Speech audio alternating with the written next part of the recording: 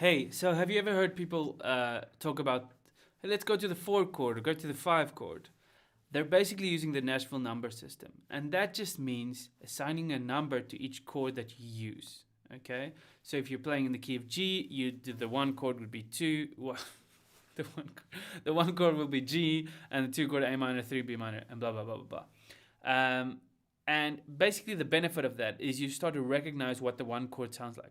You start to recognize what the 4 chords sound like, and then when you go to another key, it's still whatever you're playing, 1 4 5. In the key of G, it'll be G C D, but then in the key of C, it'll be C. 1 4 5 would be C F G, right? So you kind of start to get tricks around these numbers, and this is just going to be like a 1-minute video, okay?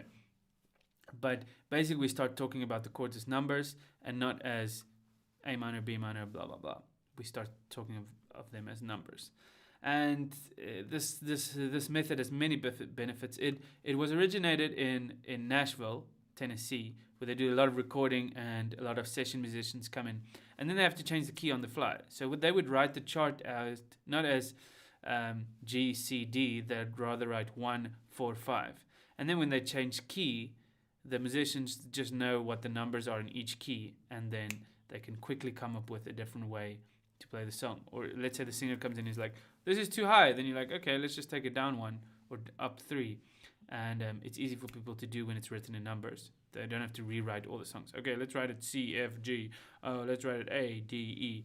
No, they can just like on the fly have one chart, and then everybody can just use the same chart.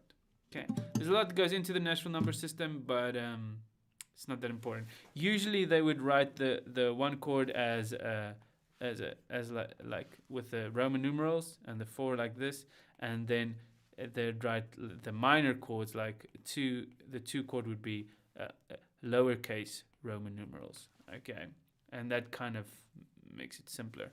But I just usually would write that as a 1, and then that is a 4. And if the 2, you just write as a 2. The 2 is going to be minor in a minor key always, unless you have a 2 major. Then you'd write a 2 with the M next to it, and then there will be a 2 major. But it's simpler to use the Roman numerals because then you can just say the 2 chord, right?